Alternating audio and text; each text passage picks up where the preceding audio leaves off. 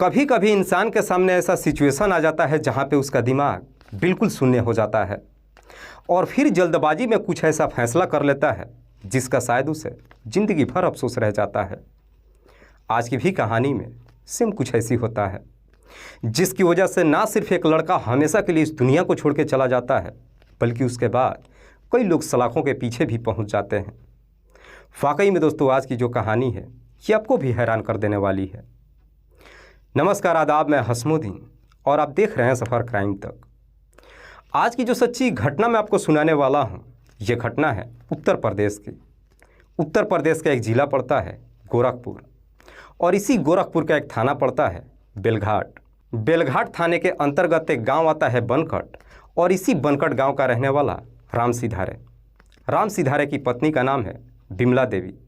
राम सिधारे जो पश्चिम बंगाल के कोयला खदान में नौकरी करता है, लेकिन राम सिधारे की पत्नी बिमला देवी की करीब 5 साल पहले ही मौत हो चुकी है।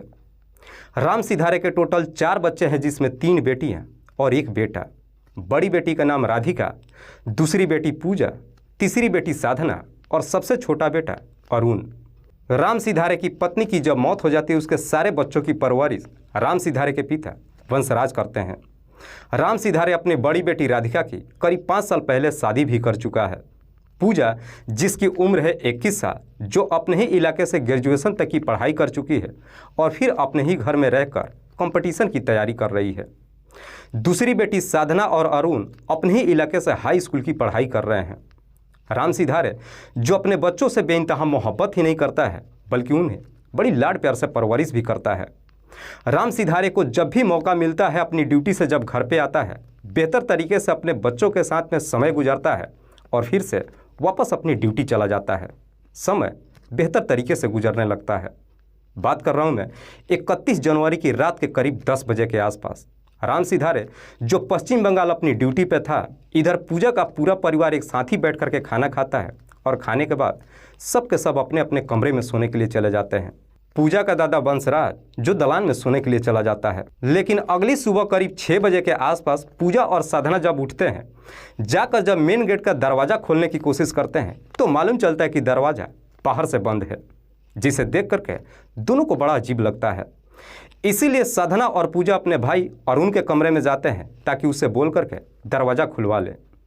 लेकिन जब अपने भाई अरुण के कमरे में पहुँचती हैं तो देखती हैं कि अरुण भी अपने कमरे में मौजूद नहीं है। दोनों काफ़ी सोच में पड़ जाती है कि आखिरकार इतनी सुबह सुबह अरुण बिना किसी को कुछ बताए कहाँ चला गया। दरवाज़ा खुलवाने के लिए पूजा अब अपने पड़ोस के ही चचेरा दादा नंदू के नंबर पर फ़ोन करती है और उनसे कहती है कि दरवाज़ा किसी ने बाहर से बंद कर दिया है, थोड़ा दरवाज़ा खोल दीजिए। और अरुण भी न जाने कहाँ चला गया है। जब अपने दादा नंदू के नंबर पर फ़ोन करती है, नंदू आकर के दरवाज़ा खोलता है।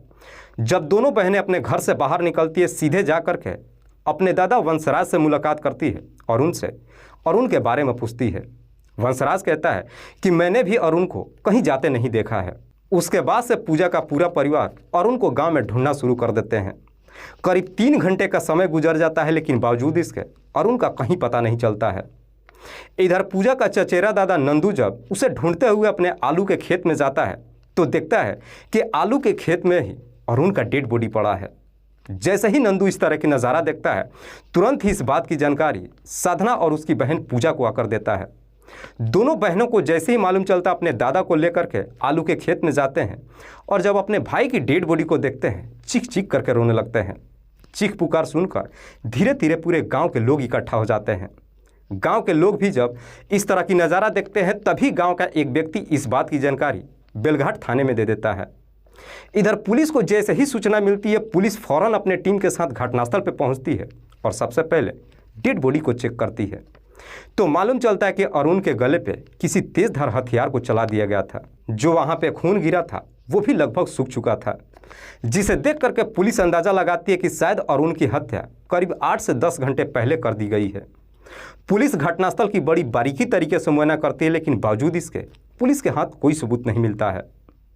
पुलिस सबसे पहले अरुण की डेड बॉडी को अपने कब्जे में लेती है, उसे पोस्टमार्टम के लिए भेज देती है और फिर उसकी बहन पूजा से पूछताछ करती है कि क्या तुम्हें किसी पे शक है कि तुम्हारे भाई की हत्या कौन कर सकता है। पुलिस जैसे इस तरह की सवाल करती है, पूजा पुलिस को जवाब देते हुए कहती है कि हाँ साहब, मेरे ही गांव का एक व्यक्ति है जिसका नाम है दशरथ मौर्य। दरअसल दशरथ और उसके 4 बेटों ने ही मिलकर के मेरे भाई की हत्या किया है, जिनमें से एक का नाम है अशोक, दूसरे का नाम है चंद्रशेखर, तीसरे का नाम है इंद्रजीत और चौथा सबसे छोटा है विनोद। जैसे ही इन 5 का नाम लेती है, पुलिस फिर से पूजा से पूछती है कि आखिरकार ये 5 तुम्हारे भाई की हत्या क्यों कर सकते हैं। इस पे पूजा पुलिस को जवाब देते हुए कहती है कि साहब, दरअसल 1.5 साल पहले मेरा भाई दशरथ की बेटी कंचन को लेकर के भाग गया था। दरअसल मेरा भाई अरुण और कंचन दोनों एक दूसरे को प्यार करते थे, लेकिन जब दोनों घर छोड़ करके भाग गए, उसके बाद से दशरथ थाने में जाकर मेरे भाई के ऊपर मुकदमा दर्ज करा दिया। चूँकि उसकी बेटी नाबालिग थी, इसीलिए कुछ ही दिन के बाद पुलिस मेरे भाई को ढूंढ निकाली। उसके बाद से पुलिस मेरे भाई को जेल भेज दी। लेकिन कुछ महीने के बाद जब मेरा भाई जेल से छूटकर बाहर आया, उसके बाद से दशरथ के सारे लड़के उसे तरह तरह की धमकी देते थे जान से मारने के लिए। पूजा जब यह पूरी कहानी पुलिस को बताती है, पुलिस पूजा के तहरीर पे धारा 302 के तहत दशरथ और उसके 4 लड़कों के नाम पर नामजद मुकदमा दर्ज करती है और फिर उन सबको गिरफ्तार करने के लिए पुलिस उनके घर पे जाती है, जहां पे पुलिस को दशरथ के 3 लड़के मिल जाते हैं, जिनमें से एक का नाम है अशोक, दूसरा चंद्रशेखर और तीसरा इंद्रजीत। पुलिस इन तीनों को गिरफ्तार कर थाने में लेकर पहुंच जाती है। दरअसल उस वक्त दशरथ और उसका छोटा बेटा विनोद घर छोड़ करके फरार हो चुके थे। पुलिस जब इन तीनों से अरुण की हत्या के बारे में पूछताछ करती है, तीनों एक ही जवाब देते हैं कि साहब, हमने अरुण की हत्या नहीं किया है। साथ ही साथ पुलिस जब उसके पिता और भाई के बारे में पूछताछ करती है, तो चंद्रशेखर पुलिस को जवाब देते हुए कहता है कि साहब, मेरे पिता और भाई घर छोड़ करके भागे नहीं हैं। दरअसल 2 दिन पहले 29 जनवरी को मेरे पिता छोटे भाई को लेकर के कुंभ नहान करने के लिए प्रयागराज गए हुए हैं। पुलिस अपनी तमाम कोशिश कर लेती है, लेकिन ये तीनों अपने जिद से पीछे ही नहीं हटते हैं, बल्कि तीनों पुलिस को जवाब देते हुए कहते हैं कि हाँ साहब, ये बिल्कुल सत्य है कि करीब 1.5 साल पहले अरुण मेरी बहन को लेकर के भाग गया था, जिस वजह से पुलिस उसे पकड़कर जेल में भेज देती। लेकिन जब वो बेल पर छूट करके आया, उसके बाद से हमने खुद ही अपनी बहन के ऊपर निगरानी रखना शुरू कर दिया, जिस वजह से अरुण और मेरी बहन के बीच में ना तो कभी बातचीत हुआ और ना ही दोनों कभी मुलाकात कर पाए। चंद्रशेखर जब ये पूरी बात पुलिस को बताता है, पुलिस अब इन तीनों के बयान की जांच पड़ताल करती है, तो पुलिस को मालूम चलता है कि दरअसल ये झूठ नहीं बोल रहे थे। दरअसल 2 दिन पहले दशरथ अपने छोटे बेटे विनोद के साथ वाकई में प्रयागराज गया हुआ था।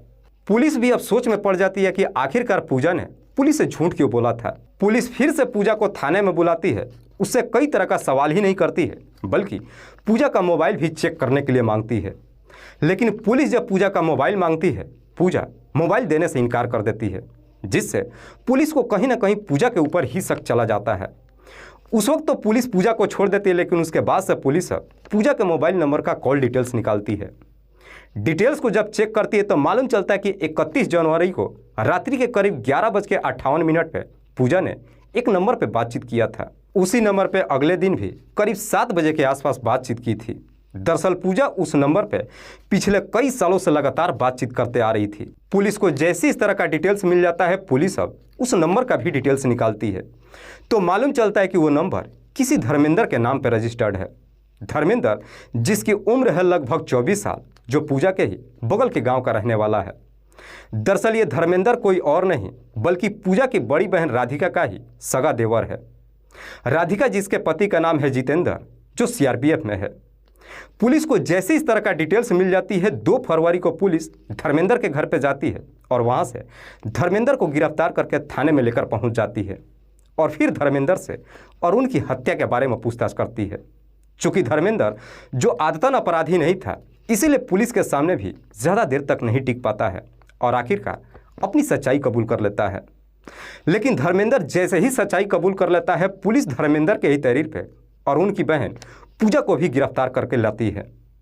लेकिन पूजा जब थाने में पहुंचती है और अपने सामने जब धर्मेंद्र को देखती है, देख के ही समझ जाती है कि सारा मामला ओपन हो चुका है।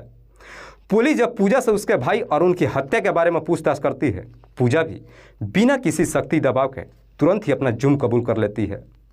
लेकिन पूजा जब इस हत्या की पूरी कहानी बताती है, तो वाकई में इसे सुनने के बाद हर कोई सोचने और समझने पर मजबूर हो जाता है।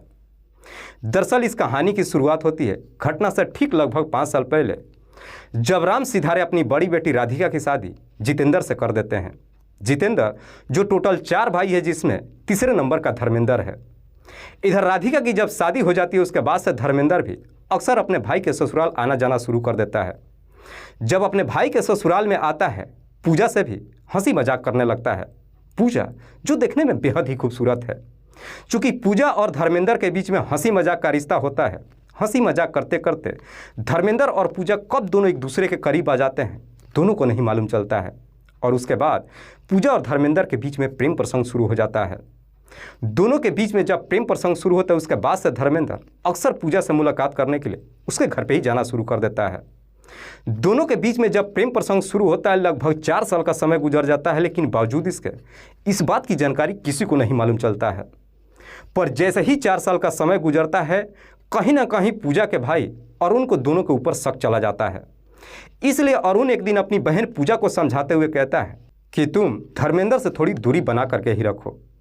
अरुण जैसे ही अपनी बहन को इस तरह की बातें कहता है, पूजा को भी पूरा यकीन हो जाता है कि शायद उसके भाई को उसके ऊपर शक हो गया है। इसीलिए पूजा धर्मेंद्र के नंबर पर फ़ोन करती है और कहती है कि अब अगर तुम्हें मुझसे मिलने आना होगा तो तभी आना जब मेरा भाई घर पे ना हो।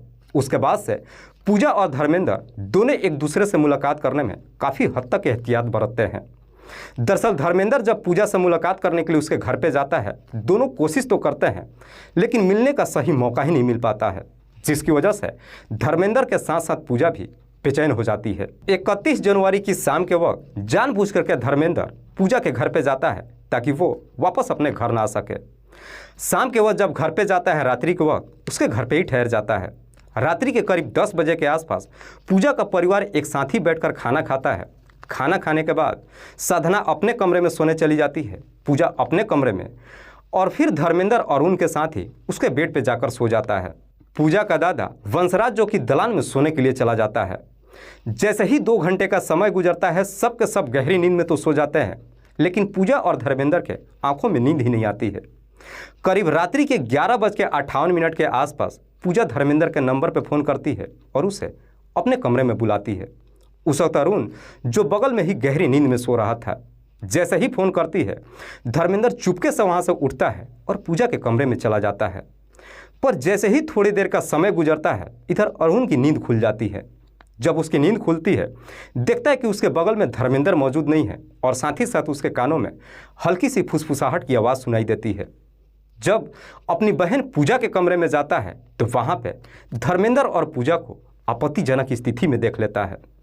जैसे ही दोनों को आपत्तिजनक स्थिति में देखता है, अरुण इस प्रकार से गुस्से में आ जाता है कि अपनी बहन की बुरी तरीके से पिटाई करने लगता है। ये दोनों जब अपने सामने अरुण को देखते हैं, इस प्रकार से डर जाते हैं कि अब दोनों को डर सताने लगता है कि इनकी सच्चाई लोगों को ना मालूम चल जाए। इसीलिए अब दोनों अरुण को समझाते हुए कहते हैं कि हम दोनों एक दूसरे से बेइंतहा मोहब्बत ही नहीं करते हैं, बल्कि शादी भी करने वाले हैं। लेकिन पूजा जैसे ही शादी की बात कहती है, सुन करके अरुण काफ़ी गुस्से में आ जाता है और उसे डांटते हुए कहता है कि मेरे जीते जी तुम दोनों की शादी किसी कीमत पे नहीं हो सकती है। जैसे इस तरह की बातें कहता है, दोनों इस प्रकार से आवेश में आ जाते हैं कि आनन फानन में जल्दबाजी में एक फैसला ले लेते हैं। पूजा तुरंत अपने चुन्नी को लेकर अरुण के गले में लपेट देती है। उसके बाद से पूजा और धर्मेंद्र उस चुन्नी को लेकर तब तक जोर से खींचते हैं जब तक अरुण की सांसें नहीं रुक जाती है। अरुण की जब मौत हो जाती है, उसके बाद से अब दोनों अपने आप को बचाने के लिए एक तरकीब बनाते हैं। दरअसल उसी वक्त पूजा के दिमाग में एक आइडिया आता है कि उसका भाई करीब 1.5 साल पहले दशरथ की बेटी कंचन को लेकर के भाग गया था, जिसकी वजह से उसे जेल जाना पड़ा था। दरअसल उसी रात को दोनों मिलकर के अरुण की डेड बॉडी को लेकर अपने घर से लगभग 500 मीटर दूर आलू के खेत में जाते हैं और वहीं पे उसकी डेड बॉडी को रख देते हैं। पूजा को पूरा यकीन होता है कि जब उसकी भाई की डेड बॉडी पुलिस को बरामद होगी, वो दशरथ और उसके बच्चों का नाम बता देगी, जिसकी वजह से वो सब के सब जेल में चले जाएंगे और इनका राज कोई जान भी नहीं पाएगा। लेकिन डेड बॉडी को जब खेत में छोड़ करके घर वापस आते हैं, पूजा को अब डर सताने लगता है कि शायद कहीं उसका भाई जिंदा ना बच गया हो।